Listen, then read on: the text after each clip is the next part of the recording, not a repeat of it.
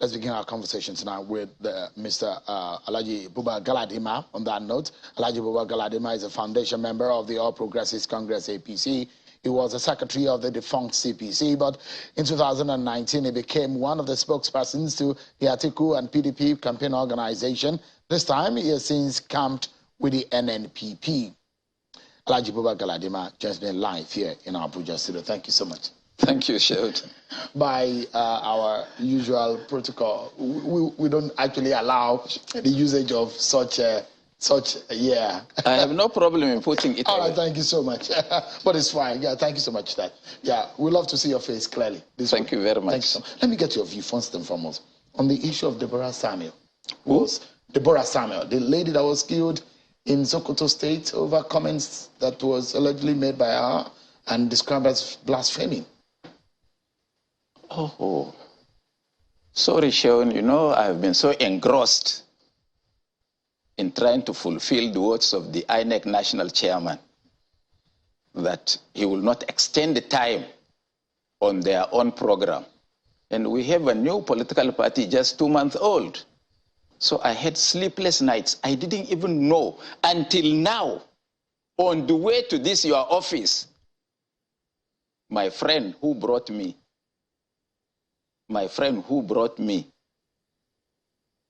told me that the Sheun would likely ask you about what had happened in Sokoto. I said, what? That was like a prophecy, and I did. I'm telling you. And he's seated there. So Michael Olayanju, he's seated there. So what's your take on it? I didn't even know. I don't know what had happened. But anything that will put a dark spot on the Nigerian situation is regrettable. All right. I wouldn't love to take you to a terrain that you have not been following. So let's go into one that you are very much familiar with. I know you're worried about the possibility of extension or the non-possibility of extension of the timetable. IPAC has asked for it. Is it necessary? Extension of the timetable, of the date?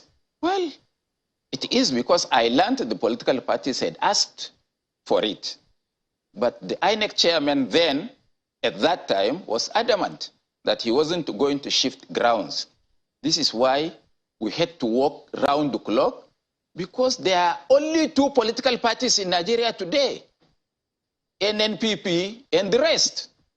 NNPP, you said, is the newest party, isn't it? The winning party. What gives you that impression? It is 22 years old, but reinvigorated 2 months ago. And we've sent weavers across the spines of all those that you fear, because they know that our candidate will be the next president of Nigeria, God willing. Who is that candidate? We have sold our forms. We have closed the sale of forms. Only one person bought the form to become president. So he is unopposed, the only candidate in Nigeria who is sure that he's going to be on the ballot come March 2023. And who is that? Senator Rabiu Musa Kwankwaso, the only politician in Nigeria, the only one that has got the CV that nobody has gotten among all the flock that are running across in the country. He was Deputy Speaker of the House of Representatives. He was a Senator of the Federal Republic of Nigeria. He was a Defense Minister of the Federal Republic of Nigeria. He was Ambassador Plenipotentiary. He was Governor of Kano for 8 years. No Nigerian today has got that qualification. And he has a pedigree of performance while in public office that is not rivaled by any human being on the sands of the Nigerian territory. I've come to realize in very short time that I've lived my life, that I'm living my life right now, that CV sometimes is not commensurate to performance. You may have a very deep profile. Thank you very much, Shehu. But it doesn't mean that... Can I dash you money for asking me this question? I will be, if you bring it, I'll collect it. You are an elderly man. Why should I be shy from collecting? It's okay. So you are right. You know, we told the people, we tried tribe. We tried where somebody came from. We tried religion. Nigeria is still where it is. So why don't we try performance while in public or private office?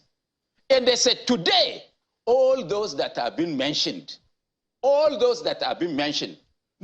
of them has got 1% of the performances of Senator Rabiu Musa Kwankwaso as a public servant while sitting on a public chair. But I mean, and don't, please, just keep quiet. Go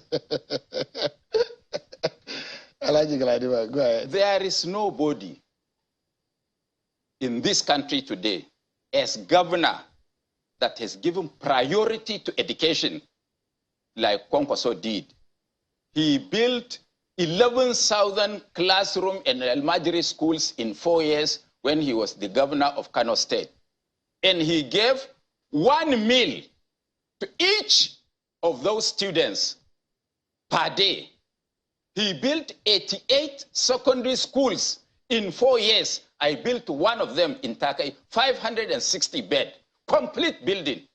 He built 4 colleges of education to upgrade Kano teachers. He built 6 polytechnics to mop up all the products of the technical school so that he teaches them skill.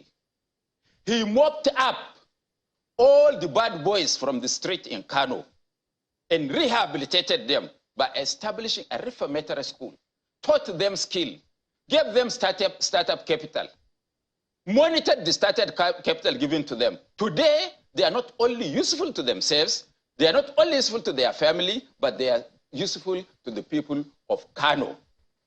Sheun, today, Kano is supposed to be the most volatile state in Nigeria, but it is now the most peaceful. Somebody has done the work, somebody has put the foundation to do that. Kwankwaso has sent 2,600 Kano residents, not indigents, because I can call you your sister now, if you doubt me, gave them scholarship and sent them to 14 countries of the world. They graduated. After leaving public office, he sponsored 370 postgraduate students. They came back.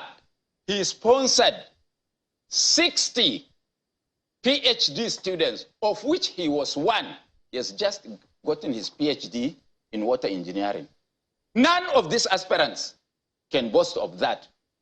Kwankwaso built 320 bed hostels in 13 universities of Nigeria outside Kano, 6 in the south, 7 in the north. Kwankwaso established a Mewar University on your way to Kefi in Masaka, where he gave scholarship to 4 students from every state of the federation, 2 girls, 2 women. Kwankwaso has provided a free education, no tuition, free tuition, free accommodation, and free clothing. So in your own estimation, is there anybody? Kwankwaso for you is a candidate. It's for you that Nigeria needs. That's what you say. It's not. But the question here, it's not for me. I'm gone now. I'm 70. What do I need from you? Galadima, the question here is whether or not your party, NNPP, has the political structure to win an election. Sheun, I think you are losing your brain somehow. You don't know me. I only need 3 months to establish party and win presidential election. If there is a free, fair, and transparent election, that is my field. Like you, I would want you always to interview me because I know you can pierce. Alhaji Galadima. So in few months, you will establish structure across this country? 2 months. We took the party. The party was taken on the 1st of March this year. And INEC said that every political party must do congresses and establish structures before the 31st of March. We have to give INEC notice to start. Within 14 days, on March 29, we concluded world congresses, local government congresses, state congresses, zonal congresses, a national convention, the one that was attended more than any political party with government in Nigeria had done.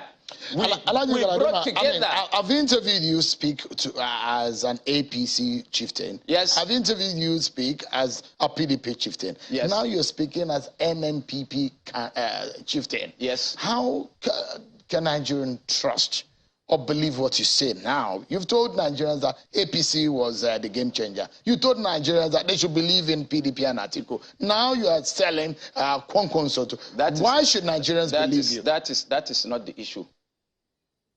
The most honorable Nigerian is the person when wrong. He will admit he is wrong and apologize to the nation and move on. Have you been two times wrong now? No, I've never been 2 times wrong. I told the world that Buhari wasn't the person later because I discovered that. You know that. And on Atiku, I supported Atiku because I thought any other Nigerian was better than Buhari. Not because I supported Atiku, we had an alliance. Kwankwaso is the man. He is going to be the president of Nigeria. Because these 2 parties, let me tell you, they will crumble into pieces. It's like prophecy. Whenever I speak... So you didn't see this in 2019 when Kwankwaso ran against Atiku? Hold on now. Did you see that? Did you see? You say what? Did you see the quality in Kwankwaso? It's because I supported Kwankwaso. Atiku won the primaries. It's a good person.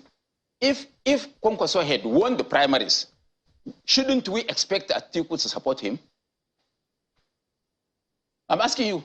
What do you make of the agitation that zoning should be considered correctly? Please. We have tried, I said, we have tried where somebody comes from. That is zoning. We've tried the religion. We've tried which tribe, whether you are Yoruba, Hausa, Igbo, Bade, or Kanuri, or Nupe. We have tried all that. It didn't work for Nigeria. Why can't we try somebody with a pedigree of performance, somebody with a large heart that can give scholarship to all manner of people resident in his administrative jurisdiction? Why can't we look at somebody who has a large heart to accommodate everybody that was under his care as a leader? This is what we didn't have. Record of performance. You didn't allow me to speak 1% of Kwankwaso's performance in public office. And if there is any Nigeria... Because you're already campaigning and you have I'm not campaigning, please. You have not paid for the campaign and yet it's not time for campaign. I'm putting the facts before Nigerians. Yes, but again... And if there is any Nigerian who believes that he has anybody among the charlatans running as president, and he can be compared to Kwankwaso, let him write you and tell us what has the man Is it fair to describe those people that have come as charlatans? Because look at what the APC is trying to bring. Revolution. How do you mean? My grandmother, before her death, she never saw 5 pounds in her lifetime. My mother, before her death, she never saw 100 pounds. In fact, when I was a child, when the tax collectors come, 7 shillings, people ran away and relocated. Some 100 million. Do the APC believe in the common man? Do you have a chance? Can you contest if I like you to be president? Raise your head and look at me. Can you run? I'm looking at you. Can you run? Do you have 100 million to give? So they are disenfranchising you as Nigerian. They are causing revolution. Where did they get the money from? Where are their parents' farms? Where they collected the money from? They want us to be killed by the masses who cannot afford 1 meal per day. And they steal our money and flashing on our face that, of course, we stole your money, we are buying ticket to run for presidency, 100 million. What can you do? That's the message they're sending. In 30 seconds. Which seconds? No, because we need to close. In 30 seconds. No, you are not serious. Alaji Galadima. You can as well leave me. When you get proper time, you call me, we discuss. Alaji Galadima. No.